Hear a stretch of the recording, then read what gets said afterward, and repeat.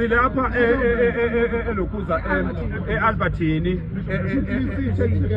eDuplessis erank sizobona insizwa lapha sema ngithi ngiyafika lapha awufica nansi insizwa kuthiwa 2:10/1 ngendlela efishane manje umafukwane walapha erank manje ngithi akabatsheleke nabo ngesizathu ukuthi cha bafowethu akuhlonishwe imithetho yezwe akuhlonishwe yonke into abantu abahambe babuye sebephethe amaphepha sengifikile ngufakela umthakathi lapha ya ke ba jwetsa le nore ba tsamae ka khutle ba le right ka dipampiri tse right ke fast la gona le ya asizokuzwa nabo sanga aneba go tloga bona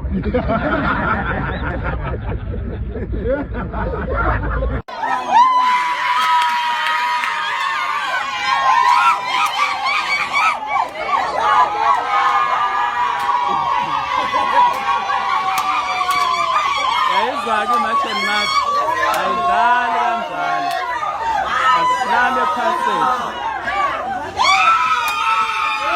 ya selisisile manje Ethiopian abantu sebezorenta direct to landlord no more paying no 70,000 for rent. Yes, that's much and much. South Africa for South Africans. South Africa for South Africans. Imagine matching vula into for abantu ukuthi basebenze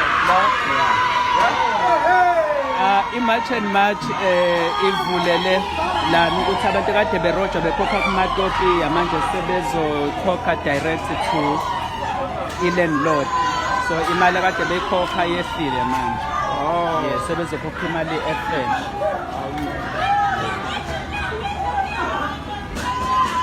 they are just celebrating.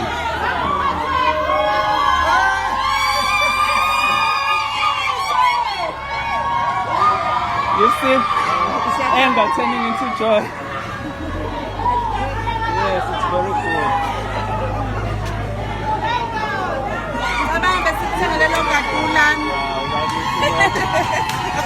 Nami sengithengelwe ne-KFC. Oh, i-chicken licken.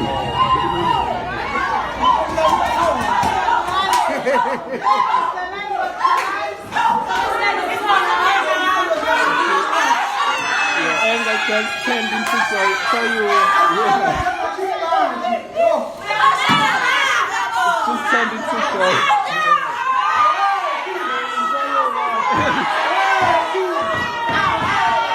So the landlord ile ephumayo.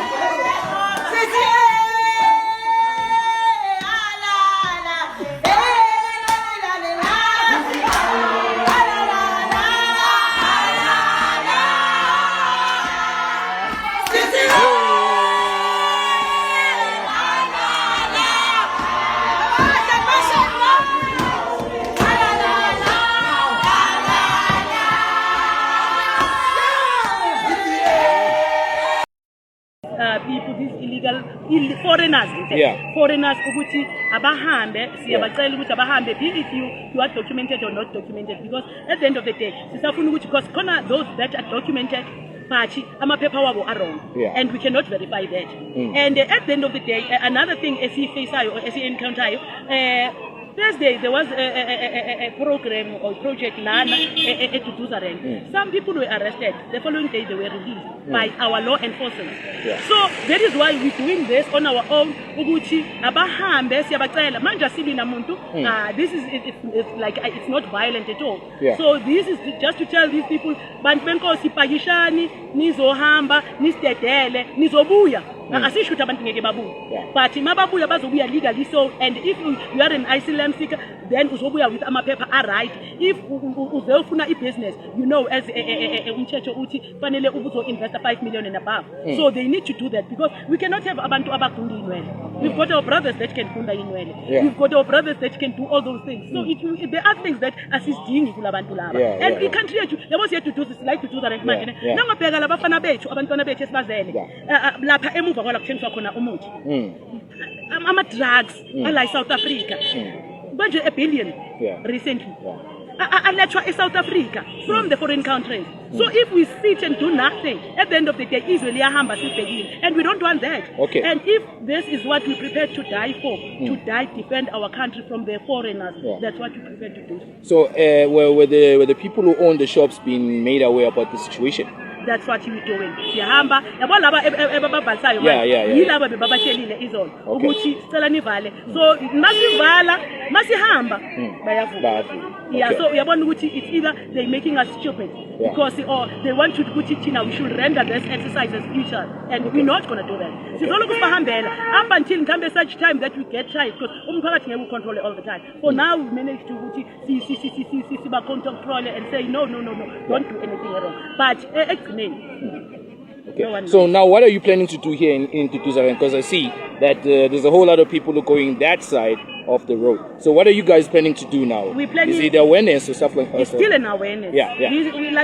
Awareness is up until the 30th of June. We're still saying hambani, hambani. Okay. Yeah. Don't you tell Mama Obani? Evelyn. Which is it a Mpakathi. What's it? Okay, we're gonna just proceed and just see what are you guys proceeding on? What are you guys doing out there? You are more than welcome to Thank you. Okay. Mamelana, into angisho thina namhlanje it's a march and march. March and march, it's a quiet march. Angisho. Sivumelene ngoba isikhathi kusasa 10:12. Police station sibajihile. Sathi 12 o'clock ekuzoyenzakala. Siphume ezandleni zethu. Ongafuna ukuhamba uzobona ukuthi umphakathi okwenzani. Nase police station sikhulumile sabatshela ukuthi there's nothing smooth talk ngayo. Sina okusalayo sithini abahambi. Namhlanje akumelanga abathengisi. Masibuyele emalokishini bethu. Tshelana ama container abo ma stand. Ku 12 o'clock. Sasa. No, listen. Sasa sizobuya. A reason okubuya. Namhlanje ngiyoorganize futhi abomayi. Laba abanikazi bayisho. Futhi osani sokhuluma epolice station. Sizonitshela ukuthi sesibuya ukukhuluma. Angisho umthetho usitshela ukuthi sibele thina ama South Africa silandele umthetho. Umthetho South Africa uthi akho umuntu ose i-refugee uzofika ngalo. And nala ilokishini akumelanga abahlali. Angisho. Ake basibuza i-question ukuthi manje laba sathi siyabuya. So kwamanje sabuyela sobakhuza asi asivandalize asenzi next bafali sasa 12 o'clock umuntu kumela ayingene emagubhini ayingene manje kuba vela ngokuqhubeka operation labantu ngiyabatshela ukuthi abavali yobavula inkani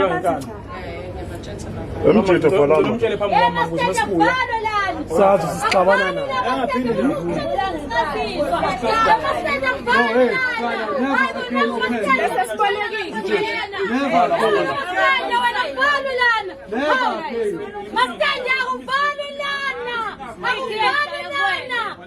Asuki kuthi ungena umuntu la. Asuki kuthi ungena umuntu.